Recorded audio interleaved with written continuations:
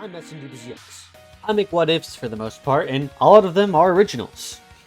My most popular what-ifs, aside from my Pokemon ones, are crossovers between different series. And with crossovers comes more characters. However, what if I told you that what-ifs actually sucked the more characters you added? Yes, that's right. The most prominent thing about my most common type of what-ifs is actually a bad thing. So again, I'm SMDBZX. I'm testing out new mic shit because I will never understand OBS Studio and decibels. And yeah, hopefully this video sounds good. Okay, thanks. Let's get on with the video. What SMDBZX? I hear you say. You used Reddit to the thumbnail. Masako X did What If Reddit's turned good and it was super special awesome. And yeah, it was kind of sexy, saucy, badass, wasn't it? And I would say the Masako does the character turn good thing the best. But Masako is also the worst example for this. Masako's what-ifs aren't the style most what-if YouTubers do. You see, Masako's style is more like fanfiction, writing a lot of dialogue and going into character feelings. Whereas most YouTubers more so just describe what would happen in the story. He has a lot of fluff between episodes, going into the day-by-day lives of his characters, and the rest of us just don't do that. It's just not a common thing to do. And instead of what-ifs, Masako is more like a fanfic writer. For the rest of us and most what-ifs, Masako's what-ifs are actually terrible for the what-if community.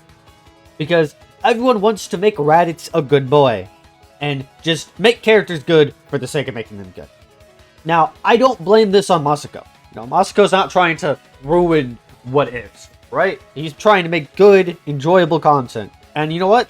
I enjoy a lot of his content. I'm not calling him a terrible person or anything. So don't misinterpret what I said. I'm keeping that in, by the way, because I can. However, most of the time, making a character good is actually a terrible idea. I'm not saying it can't work. If someone is interested in a what if they're interested, and I do it too. But when you make a character good, especially when there's multiple characters, it starts becoming harder and harder to write the what if. Because you can only change so much around a what if before it just becomes complete fan fiction rather than an actual what if. I kind of brought this up with Masako, but it gets a lot worse for some people. I'm looking at my Goku T23 fans with a Super Saiyan Rainbow. Or shit like that. Or, Anime War. With Omni Goku. Things like that. And of course, if you like over-the-top things like that, that's more power to you. I remember at some point I loved Anime War. I loved, God, I don't remember his name. He made Goku versus Saitama. And then Goku Black showed up, and, then all his other anime characters showed up. That was cool. And, I've always been a believer of Super Saiyan Blue 3 myself. There's no reason that shouldn't be possible. But let's take Raditz for an example of what I was talking about. What can Raditz do? In terms of the story, what does Raditz...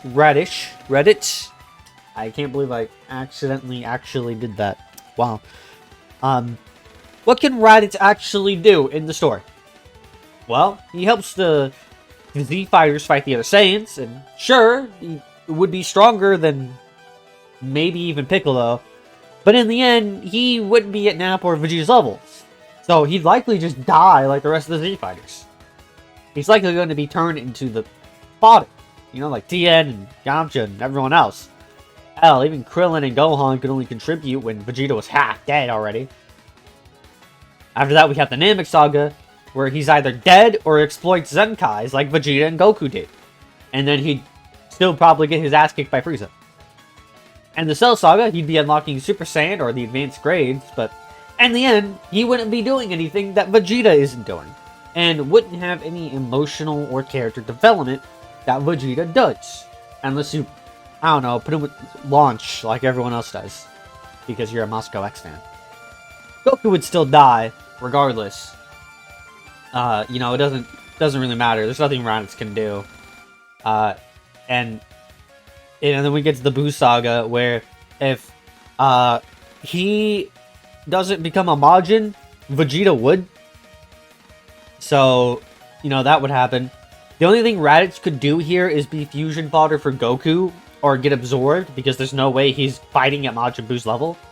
However, it's possible Goku fused with Raditz and just finished Buu off there. That's just a possibility.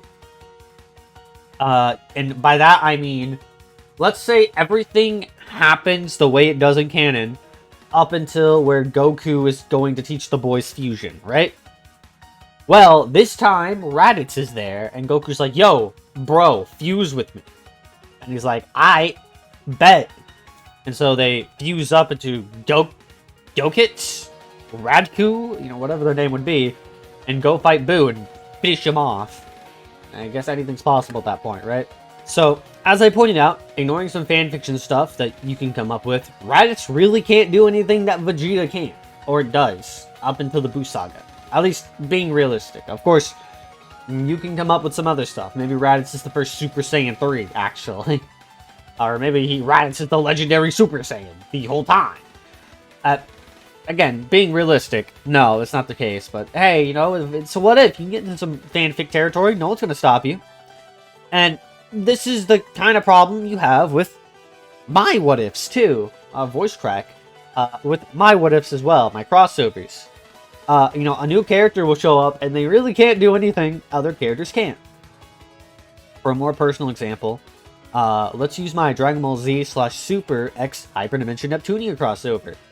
Spoiler alerts if you haven't gotten into that. Or if you think I'm cringe, put down in the comments that I'm cringe for doing such a weird crossover. But hey, none of you bothered to do it on YouTube, so get wrecked, nerd. In the first episode of Dragon Ball Z X Neptunia, I introduced Neptunia characters when Goku went to train with Kami, the 4 main CPU of the series. And I'll give you the rundown. Goku's massively more powerful. Neptune steals Goku from Chi-Chi, writing her out of the story. The humans were made irrelevant since they couldn't keep up at all. And Piccolo is fodderized for the rest of the story, because he too cannot keep up. Pishi is born instead of Gohan. When the Saiyans show up, no one dies and everyone turns good due to wanting to train for Frieza. So in just 2 arcs, we introduce 6 additional characters. And 6 of the official characters are written out. I mean, Pishi was a direct replacement, but there's nothing for Piccolo and the humans to do that the CPU can't. And yeah, I mean, there's just nothing. I mean, Vegeta had a higher base power level than Goku in the CPU for a while, but then they learned HDD, and I made that equivalent to Super Saiyan. So yeah, that happened. The Saiyans literally don't do anything relevant until much later. Debatably the Android Saga, but debatably later than that. And of course, this is the dumbed down version of my story, but you could still see the issues I'm trying to explain. And of course, I could get more literal in the Raditz idea, right? I could go more in depth with that. But let me give you another example with the Raditz idea. Let's look at Mosco's What If again. Continue my example of not adding more characters is not always a good thing. Raditz has 3 kids in the What If Raditz Was a Good Boy series. How many of those kids do you remember? Because let me tell you, the only one I remember is Ranch, because she's the only one who did anything. And Ranch basically boiled down to fusion fodder in the Buu arc. That's what she did. She became a fusion. And then she did things in Tournament of Power, I recall. But, she wasn't all that helpful. It's been a long time since I watched the series, so you'll have to cut me some slack. But, you guys get what I mean. This character was introduced, and then doesn't really do anything. I get why they were introduced, because, oh, well, Raditz would have kids. And yeah, you know, that's good in lore.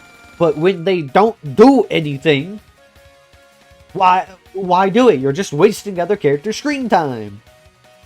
Kill some characters off. I don't know. Just do something. It's actually a problem the main series has, where we have all these characters in the show, but the only ones that are actually relevant are Goku, Vegeta, and Gohan. And I guess Broly now, but he hasn't been around very long, so, you know, we'll just have to wait and see where that goes. So there we have it. A short video, but this was supposed to be done quite a while ago. I meant to record this a week ago, but the kids have been here, so, yeah. And then Grandpa decided to show up to do his laundry today, instead of fucking yesterday, when he could have fucking did it. Well, he was watching the kids, which I honestly don't know why he's here watching the kids when I'm here, but I guess they don't trust me to watch the kids. I mean, I don't want to anyway. And they'll be here tomorrow, and the day after that. Yeah, as you can tell, I'm not a very happy bear right now. It's very early. I normally don't record this early. But, yeah, I hope you enjoyed this little filler video. I like to do conversations. Do you think I'm crazy? Do you think I'm right? Or do you think I'm right, but for the wrong reasons? Or, you know, maybe I'm wrong for the right reasons. You know, let me know. Let me know what you think in evolving this topic. I do think adding more characters can be done well. I think they can be done right.